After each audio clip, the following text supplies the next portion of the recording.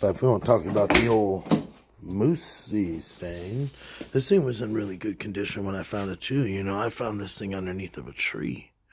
She was pretty fucking full of shit. And what had happened with this car, a Spanish kid had it, and his uncle was restoring it, and he had passed away, and he had given it to his nephew, and the nephew said he had it for like a year or so, and he had been driving it around, and he got in trouble with it, like, you know, speeding tickets and whatnot, and he hit a curb, and he bent up one of the fucking wheels on it.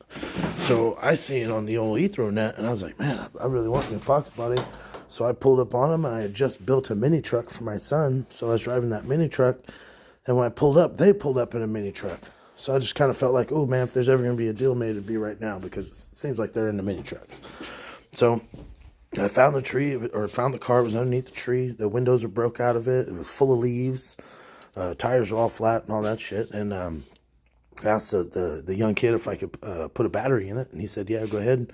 Pulled out of the mini truck, put it in there, fired it up. It wasn't running very good. It was running like shit.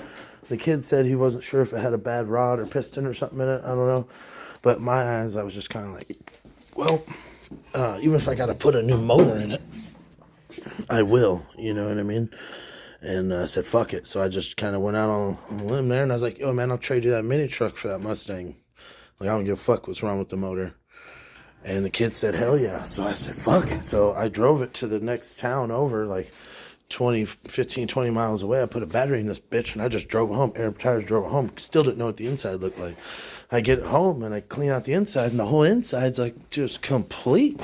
Like 100% complete. And then, like, it looked great. A little dusty in this video, but it looked fucking great. I couldn't believe it. It had a new top on it, but the back window was broke.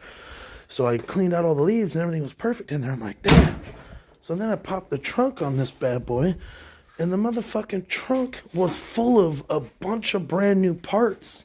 Like a shit ton of brand new parts and a bunch of receipts for all the work that had been done. So the gentleman that had passed away was really, really restoring this thing.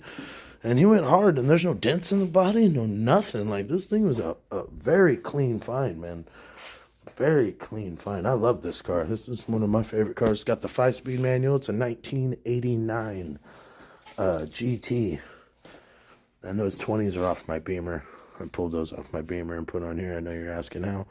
But yeah, so, but this car is very fun. I drive the shit out of this. It's on a Mega Squirt.